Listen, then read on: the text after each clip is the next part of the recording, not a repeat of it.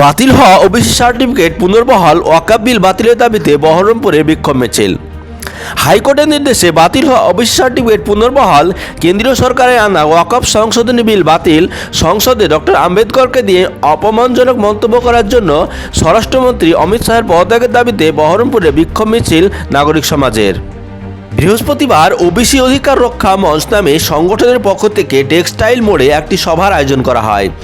সভা শেষে একটি মিছিল বহরমপুর পরিক্রমা করেন।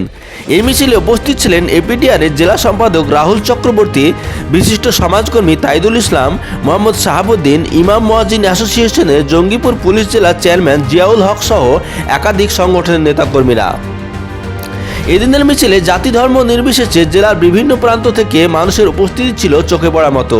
উপস্থিত নেতারা তাদের বক্তব্যে ওবিসি সার্টিফিকেট পুনর্বহালের দাবি জানান।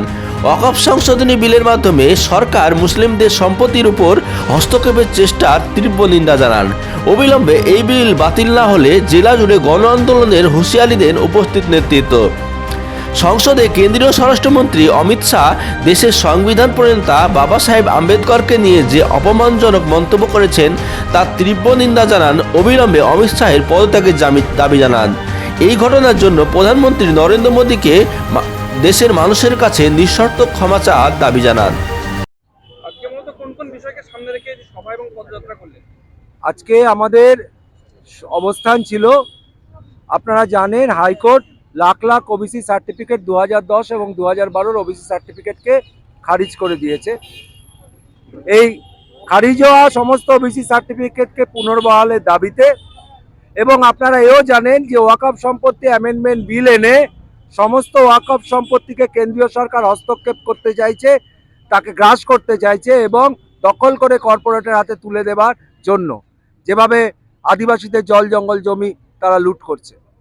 এর বিরুদ্ধে ওয়াকফ সম্পত্তি অবিলম্বে যে বিল এনেছে সেই বিলকে প্রত্যাহার করা এবং বিল বাতিল করার দাবিতে, সাথে সাথে একটা বড় ঘটনা গতকাল ঘটেছে। সংসদে দাঁড়িয়ে অমিত শাহ আম্বেদকরকে জাতির জনক শুধু নয়, আমরা মনে করি জাতির জনক এবং আমরা মনে করি সংবিধানের জনক, যে আম্বেদকরকে, ডক্টর আম্বেদকরকে অবমাননা করেছে। এর বিরুদ্ধে অমিত শাহকে অবিলম্বে ক্ষমা চাওয়া, প্রকাশ্যে কেন্দ্রীয় সরকারকে প্রকাশ্যে ক্ষমা চাওয়া এবং অমিত শাহকে পদত্যাগের দাবিতে আজকে আমাদের অবস্থান এবং মিছিল ছিল।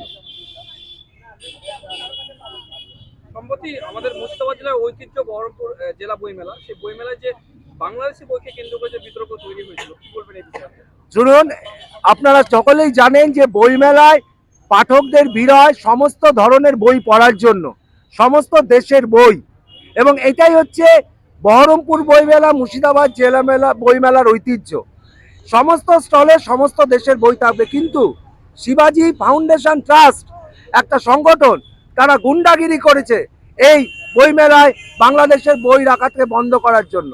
এবং সাথে সাথে তারা করছে কি, তারা গোটা বাংলাদেশের যে ঘটনা, সেই ঘটনাকে বিকৃতভাবে গোটা মিডিয়ার সামনে নিয়ে আসছে এবং বিকৃতভাবে এবং ভুয়ো কথা মিডিয়ার সামনে নিয়ে এসে এলাকায় হিন্দু মুসলিমের যে সাম্প্রদায়িক সম্প্রীতি, সেই সম্প্রীতিকে বিঘ্ন করার চেষ্টা করছে।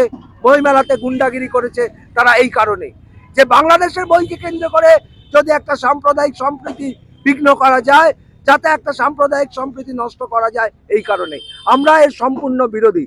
আমরা পাঠকের অধিকার এবং স্টলে বই রাখার অধিকারের পক্ষে। যে কোনো দেশের বই বইমেলাতে বিক্রি হবে, আমরা তার পক্ষে। আমরা চাই, আমরা দাবি করেছি যে অবিলম্বে এই যারা বইমেলায় গুন্ডাগিরি করলো তাদেরকে অ্যারেস্ট করা হোক এবং সেই সংগঠনটি যারা বইমেলায় গুন্ডাগিরি করলো তাদের নেতাকর্মীকে তদন্তের আওতায় নিয়ে আসা হোক।